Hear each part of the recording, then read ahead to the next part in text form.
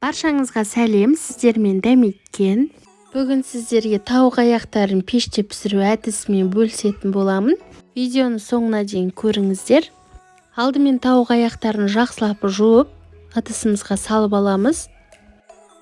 Үстіне 3 ас қасық соя соусын құямыз. 3 ас қасық кетчуп немесе томат пастасын саламыз. 1 ас қасық горчица қолдансаңыздар болады, бірақ бұл міндетті емес. Және де 2 ас қасық майонез саламыз.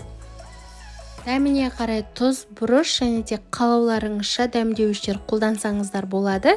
Үкіштен өткізілген 3 түйір сарымсақты қосып, қолымызбен жақсылап араластырамыз. Араластырып болған соң бетін жауып 30-40 минут көлемінде қойып қоямыз. Сол уақыт аралығында араластырған дәмдеуіштеріміз сіңіп, піскен кезде тауық еті өте дәмді болып шығады.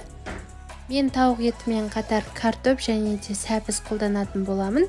Сәбізді видеодағыдай турап ыдысымызға саламыз.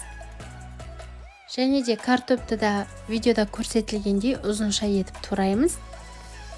Тауық аяқтарының етін жеке өзін пісірсеңіздер де болады.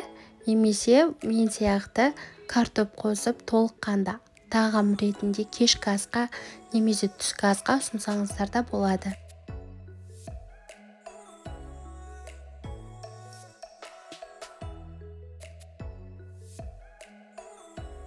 Картоптарымызды турап болған соң оны да ыдысқа саламыз.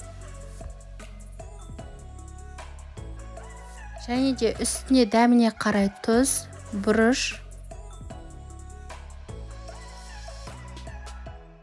сұйық май қосып, қолымызбен жақсылап араластырамыз.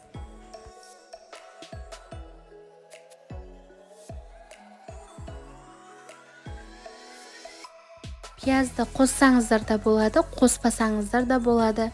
Егер қосатын болсаңыздар, видеода көрсетілгендей етіп тураймыз.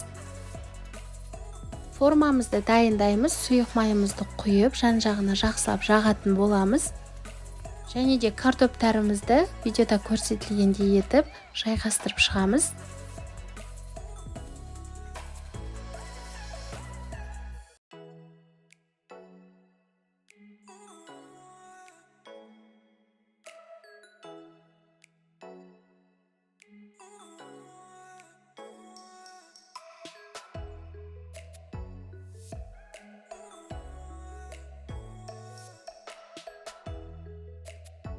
Оның үстіне туралған сәбіздерімізді қойып шығамыз.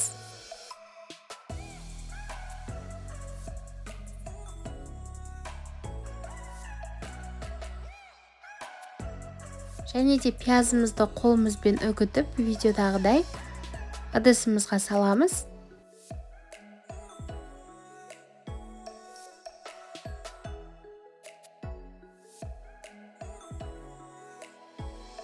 Бетіне маринадталған тауық аяқтарының етін саламыз. Пешімізді алдын ала қыздыруды ұмытпаңыздар. Және де 180 градуста 50-60 минут көлемінде пісіріп аламыз. Мінекей біздің тағамымыз дайын. Сіздерге жасап көруге кеңес беремін. Тауық еті өте жұмсақ, және де картоптары да өте жұмсақ болып шыққан. Дәмі өте керемет.